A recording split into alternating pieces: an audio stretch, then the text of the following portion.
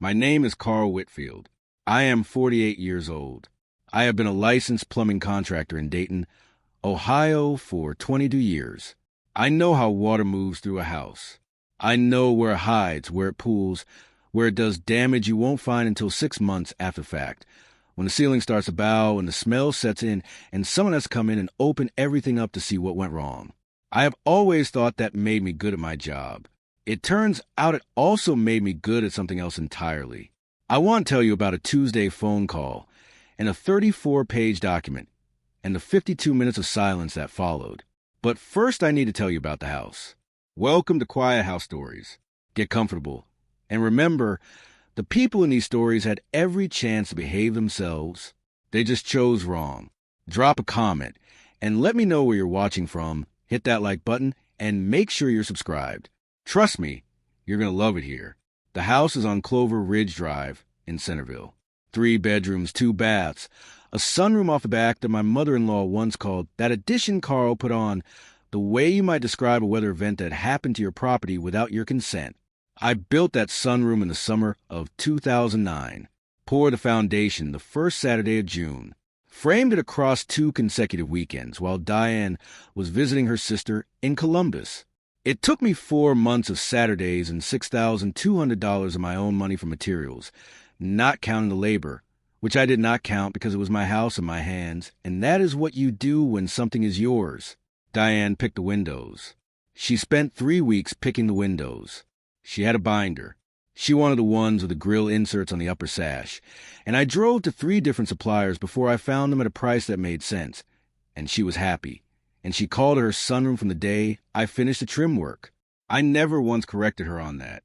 I want you to understand that about me before we go any further. I am not a dramatic man. I don't make speeches. I don't slam doors. I don't need the last word. I have spent most of my adult life letting people call things theirs if it made them happy, and I have mostly been fine with that arrangement, because I knew what was actually mine, and I didn't need anyone else to announce it. The problem is that what belongs to you and what people decide belongs to them are not always the same thing. Eventually, that gap gets wide enough that a man has to decide whether he's been keeping quiet out of generosity or out of habit. I found out the answer to that question in the fall of 2021. Diane and I met in 1999. She was 24. I was 25. I was running a 2-man plumbing crew out of a second-hand van on a contract basis, and she was doing administrative work for an insurance brokerage in Miamisburg. We met at a 4th of July party at a mutual friend's house. She laughed at something I said, and I thought that was the best possible outcome a man could hope for at a party. And I was right. Her family had been in Centerville for 3 generations. Her grandfather had built a mid-sized hardware supply business in the 1950s that ran quietly and profitably for 40 years. Her father had sold it in 1994 for a sum that made the Dayton Daily News business section. The Hargrove name meant something in Montgomery County. Not old money, not conspicuous money, but settled money, the kind that makes people comfortable and certain in ways they can't fully explain. Diane was not unkind about this most of the time. It was just a fact she'd grown up with, the way I had grown up knowing how to sweat a copper fitting. You don't explain it, you just know it. We were married in June of 2001. The house on Clover Ridge Drive was purchased in March of 2003. The deed was in both our names. The down payment was $18,400, drawn from a savings account I had been building since I was 21. Money from summer construction work. Money I had saved working 60-hour weeks before I had anyone else to spend it on. Diane brought enthusiasm and a good eye for tile. I brought the $18,400. We signed the papers on a Thursday afternoon at a title company on Far Hills Avenue, and I shook the agent's hand, and we went to dinner at a place on Brown Street, and I thought, I have done something right today. We had a daughter, Noelle, in 2004. We had 22 years of Sunday pot roast dinners, 2 family vacations a year to places like Gatlinburg and Put-in Bay, a rhythm that was dependable if not always warm. And we had 1 slow, incremental drift apart that I first noticed around 2017, and Diane apparently noticed around 2015, because that is when she started having long lunches with her mother that lasted 3 hours and left her quiet for the rest of the evening. I did not know the content of those lunches at the time. I found out later. There is a particular kind of quiet that falls over a man when he stops being surprised and starts paying attention. It isn't anger. It isn't grief. It's more like a recalibration. A moment where you stop reading the story you assumed you were in and start reading the one that's actually in front of you. I started paying attention in the fall of 2021. Diane's mother, Patricia Hargrove, was 71 years old and constitutionally incapable of saying anything kind about anything I had built with my hands.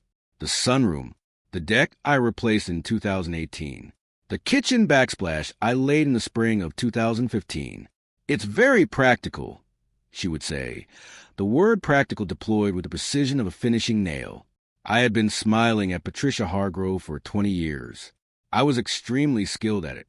But in October 2021, Diane started coming home from those lunches and going straight upstairs without speaking. Not angry, not crying, just quiet. She did it 3 times in 6 weeks. I noticed. I didn't ask. I set the pattern aside and let it accumulate. By December of 2021, Diane had started putting her wedding ring on after her other jewelry in the morning. Small thing. The kind of thing a man might not notice. I noticed. I didn't say anything. I thought about it for 3 weeks, and then I called Dennis Carver. Dennis and I had gone to Centerville High School together. He'd done 2 tours with the Army and come back to Dayton in his late 30s. And he was the kind of man who had learned that watching carefully and moving carefully were not the same as doing nothing. We had lunch at the Bob Evans on Wilmington Pike on a Tuesday in January of 2022, and I told him what I had been seeing. The lunches with Patricia, the ring, the upstairs, the quiet. Dennis listened the whole way through without interrupting, which was one of the things I valued about him. Then he said, "Carl, stop watching and start moving." That was January 11th, 2022. I wrote the date on the inside cover of a yellow legal pad I bought at the Kroger on the way home. I called Beverly Holt's office on January 17th, 2022, at 8:14 in the morning. Beverly Holt was a family and elder law attorney on Providence Road in Dayton, and I had met her once, 4 or 5 years earlier, when I helped her husband track down a replacement section of original cast-iron drain line for their Victorian in Oakwood. She had a good memory, and she appreciated the kind of careful work that didn't call attention to itself. I was counting on both of those things. I told her on the phone that I wasn't sure anything was happening. I told her I just wanted to understand what my situation looked like. She said, "That is exactly the right call to make, and you're right to make it now and not 6 months from now." We met for the first time on January 24th, 2022. I parked the F-150 on the street and walked into her office with the yellow legal pad and a manila folder I'd already started keeping, documents, receipts, photographs I'd taken of work I'd done on the house, dates, figures, a running log going back to the purchase. Beverly looked through it with her reading glasses on their chain. She lifted one page, looked at it, set it down, looked at me over the tops of the glasses. She said, "Carl, do you know how the house was purchased?" I told her everything. Joint mortgage, both names on the deed, my down payment, the $18,400 from the premarital savings account, the fact that I had been the primary income earner for 19 of the 20 years we'd owned the house, the improvements, the sunroom addition, the deck, the HVAC system I had installed at contractor cost in the summer of 2019. She wrote something on her own legal pad. She said, "Do you have documentation of the down payment? The source account, the transfer, the title company record?" I opened a page for my manila folder. She looked at it for a long time. She said, "Good. I want to tell you about a Saturday afternoon in July of 2022. This is the scene I come back to when I think about that year.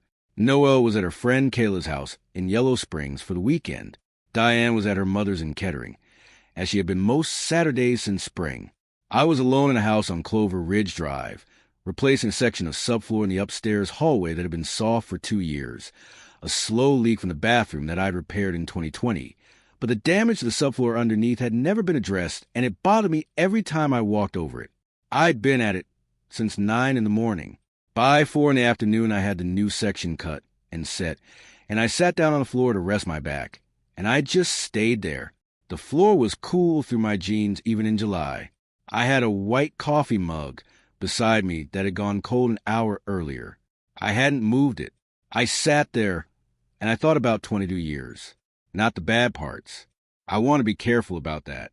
I thought about Noelle at age 4, putting her rain boots on the wrong feet on a Wednesday morning, and walking out to the car completely satisfied with the arrangement.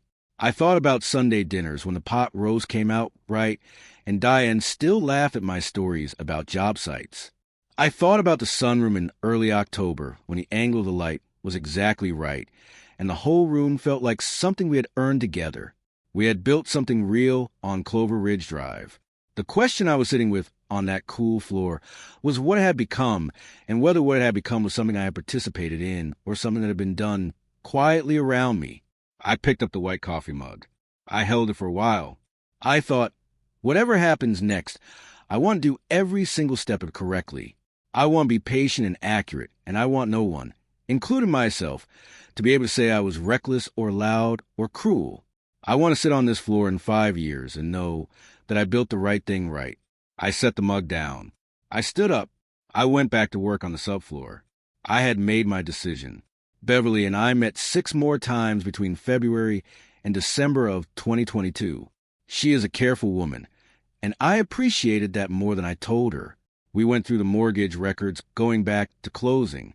We traced the $18,400 down payment from the original savings account through the wire to the title company. 3 documents, clean chain, unambiguous. We documented every major improvement to the property. The sunroom addition, for which I had pulled to permit myself in 2009, valued in an August 2021 appraisal at $31,500 above baseline. The pressure-treated deck replacement in the spring of 2018, materials and labor totaling $7,840. The Train HVAC system I sourced and installed at contractor pricing in July 2019, saving $4,300 off retail. We documented the mortgage payment history. Every year, every primary contributor. There were 3 years where Diane's income had been a larger share. 2009, when I lost 2 commercial contracts in the same quarter and ran lean for 8 months. 2014, when my back put me out of heavy work for 11 weeks. And 2017, when a bonding dispute with general contractor held up 3 jobs simultaneously. Beverly noted all 3 years, documented Diane's contributions in each, and included them in the record without my asking. Every number accurate, not a single year missing, not a single figure rounded or estimated. Total documented investment in property improvements, $52,340, separate from 20 years of primary mortgage payments. Beverly drafted the full document across the fall of 2022, 34 pages. She called it a comprehensive property interest summary and marital contribution record. I called it the folder. I kept the original in a locked drawer in Beverly's office on Providence Road. I kept a certified copy in a waterproof sleeve in the glove box of the F-150. Patience is the only currency that matters in a long game. I was willing to be patient. I had the folder. That was enough. On January 19th, 2023, a Thursday evening, Diane sat down at the kitchen table with her hands folded and told me she wanted a divorce. She was calm, prepared. She had rehearsed it. She said she had been unhappy for some time, and that she had already spoken with an attorney, and that she felt the process would be straightforward. I asked her what straightforward meant to her. She said her attorney had advised her that given her family's generational connection to the Centerville area and the nature of property, the house would likely remain with her. She used the phrase, a hard-road connection, twice. I counted both times. I said, okay. She looked at me for a moment. I think she expected more than that. I said, I'll call my attorney in the morning. I called Beverly Holt at 8:03 a.m. on Friday, January 20th. She said she'd been ready since November. Diane's attorney was a man named Gerald Fitch. His office was on Far Hills Avenue. He had a good reputation in Montgomery County domestic matters, and he was, by Beverly's account, thorough and confident in opening positions. That tracks with my experience of him. On Tuesday, February 7th, 2023, at 2:17 in the afternoon, Gerald Fitch called me directly. Beverly told me later that was unusual. Attorneys typically routed everything through opposing counsel at that stage. I think Gerald believed it would be efficient. He was pleasant on the phone. He said that Diane had asked him to reach out and make clear that she intended to retain the house in the settlement, that her family's multi-generational standing in the area created strong, equitable grounds, and that his assessment of the matter was fairly settled. And then he said, and I am quoting him as accurately as I am able, "She's third-generation Ohio. You're just the guy she married." I was sitting at the kitchen table when he said that. I was looking at the rose bushes along the back fence. The ones I had planted in the spring of 2007, 8 bare-root Queen Elizabeth climbers from a nursery in Franklin, which I had staked and watered through 2 dry summers until they took hold on their own. 16 years of trimming them every October. I looked at them through the window, while Gerald Fitch told me I was just the guy she married. I said, "Okay." He paused. He said he hoped we could keep things from getting drawn out. I said, "Me too." I called Beverly 6 minutes after he hung up. She said, "How'd he sound?" I said, confident. There was a short silence on her end. She said, "Good." Some men don't look powerful. They just are. The mistake people make is confusing quiet with empty. Beverly couriered the 34-page document to Gerald Fitch's office on Monday, February 13th, 2023. Sent by certified courier. Signed for by his paralegal, Amanda Stolley. At 10:47 a.m., Beverly called me when she had the confirmation. I was in my truck on Wilmington Pike eating a sandwich. I said, "Okay." I finished the sandwich. I drove to a job in Springboro, a pressure relief valve on a water heater in a basement that smelled like old carpet. I replaced the valve, tested the line pressure, wrote up the invoice, drove home. I pressed the charcoal button-down shirt I'd been meaning to press for 10 days. I made a pot of coffee. I sat in the sunroom with the white coffee mug, and I waited. Gerald Fitch called Beverly's office at 1:39 that afternoon. His office had been quiet for 52 minutes after the courier was signed for. Beverly called me at 1:44. She said, "He'd like to schedule a meeting." I said, "Thursday works." We met on Thursday, February 16th, 2023, at 2 p.m. in the conference room at Beverly's office on Providence Road. It was a second-floor room with a long oak table and 2 windows facing the street. Diane was there with Gerald. Beverly was there beside me. I wore the pressed charcoal shirt. I brought nothing to the table. Beverly had the document in a leather-bound folder that she set in front of her without opening. Gerald opened by saying he had reviewed the materials Beverly had couriered over, and that his client had some questions regarding the scope and documentation of the property contributions.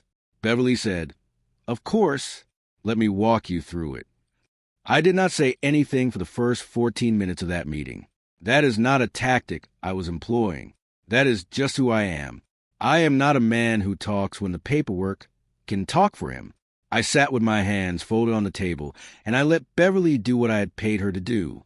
On page 3, she walked Gerald through the down payment chain. The original savings account, opened in 1994, when I was 19 years old, and working summers for a Dayton general contractor. The account balance as of February 28, 2003, 6 days before closing. The wire transfer record to the title company. The closing statement showing the $18,400 applied to the purchase. Every document bearing my name only. Premarital savings. Mine, not joint. Mine. Gerald looked at it. He made a note. On page 7, the sunroom. Full permit record from Montgomery County Building Services.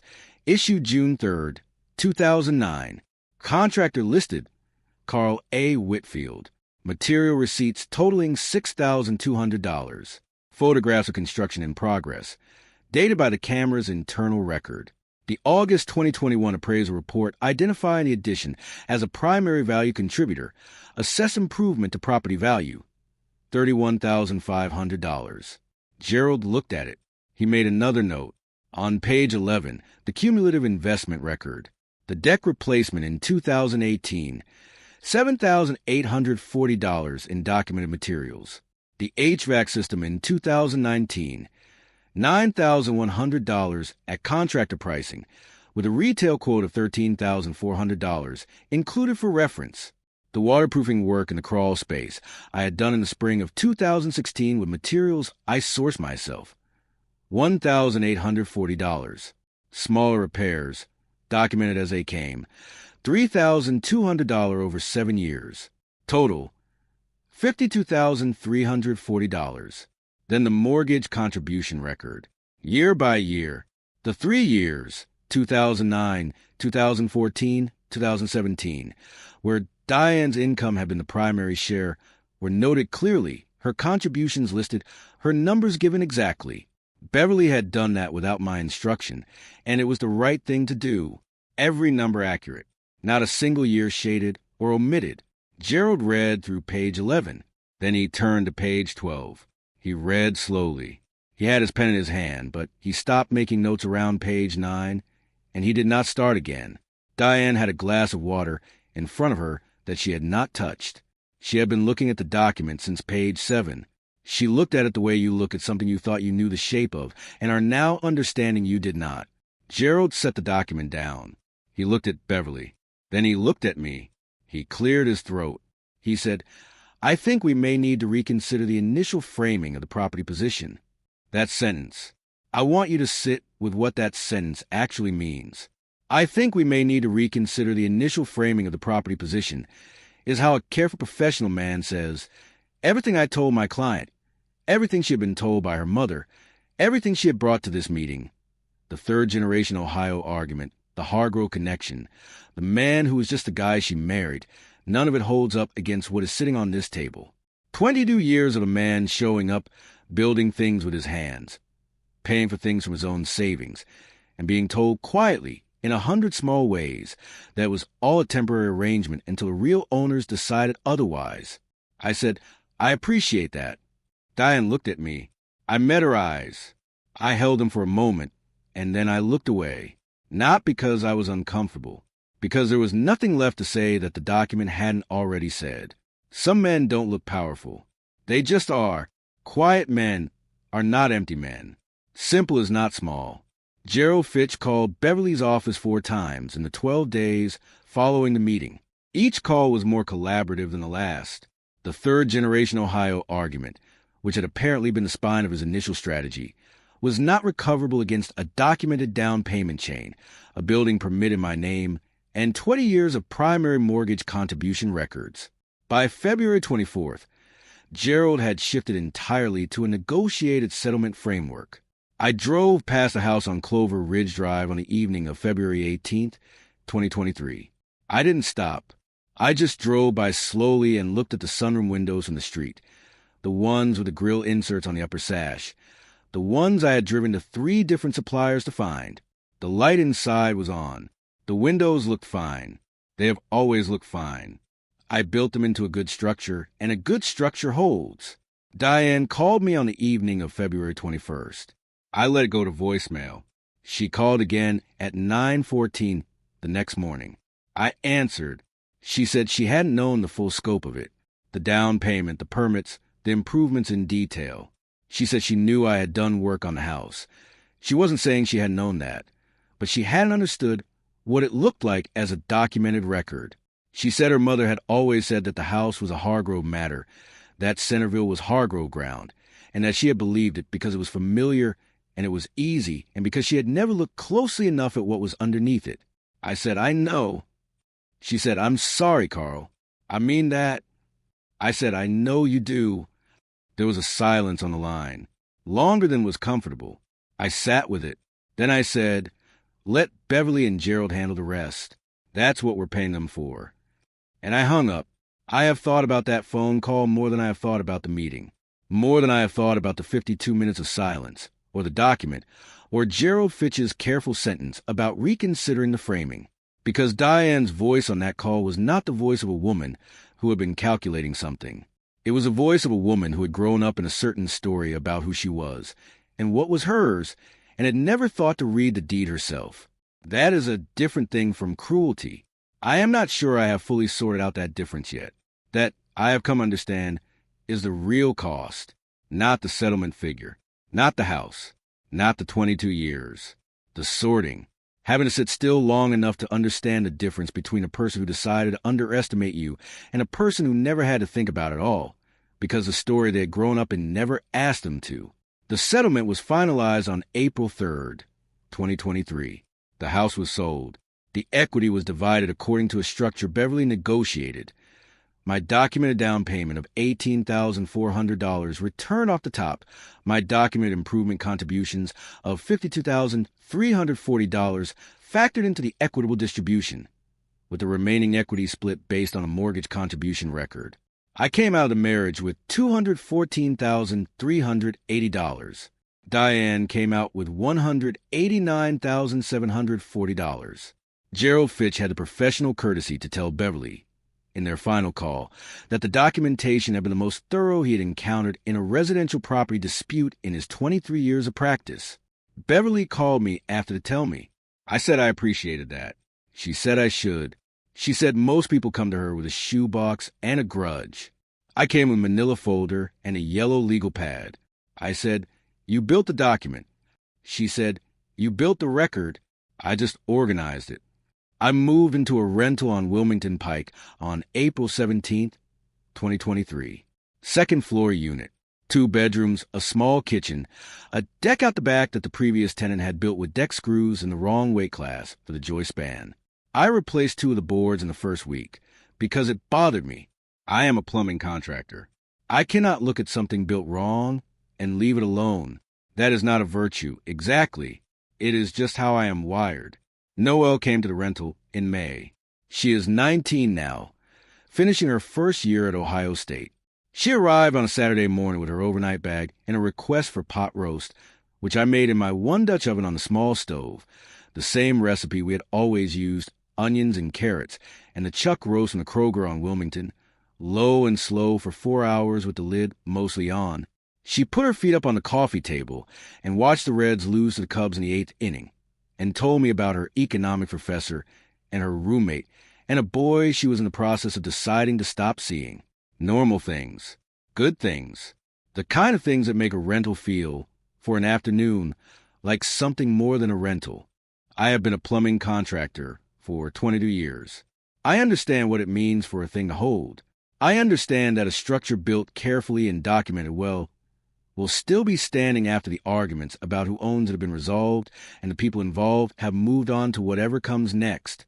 That is not a sad observation. That is just a fact about what it means to do something right. I built the sunroom in 4 months of Saturdays. I started on the first Saturday of June in 2009, and I finished the trim work on a Saturday in early October, and I set my tools down in the finish room, and I looked at the windows with the grill inserts on the upper sash, and I thought, that is a good piece of work. I still think that. I will always think that. The rose bushes bloomed this June. I drove by in the middle of the month on a job called 2 streets over, and I could see the tops of them from the street. Someone is watering them right. Someone figured out that they need deep water in June and not surface water, that you have to let them dry out slightly between waterings or the roots go shallow, that the kind of thing worth keeping takes patience and attention and the willingness to show up the same way every time without recognition for it. I have made my peace with having built the right thing even when someone else gets a call at theirs. That is not the same as being fine with it. I am honest enough to say it is not the same as being fine with it. It just means I know what I built, and I know how I built it, and the folder exists and the document is accurate. And at the end of the thing, that is what a man has. That is what he carries out of the house. If you enjoyed this story, join our community by hitting that like button and subscribing for more real, raw, and family-centered stories. And as always, thank you for being a part of Quiet House Stories. I will see you on the next one. Sonnet 4.6.